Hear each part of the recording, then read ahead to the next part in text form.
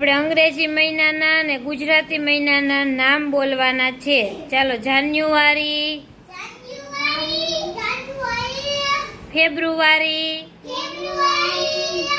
પછી March, April, મે,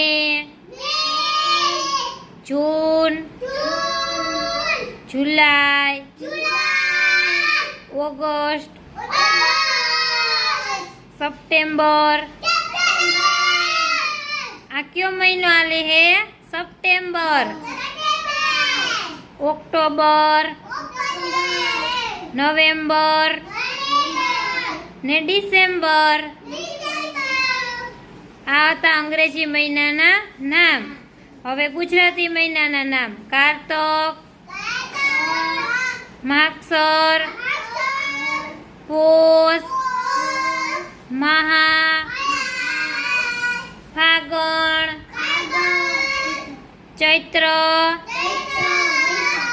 વૈશાખ, જેઠ, અષાઢ, શ્રાવણ ને ભાદરવો. હા, સરસ.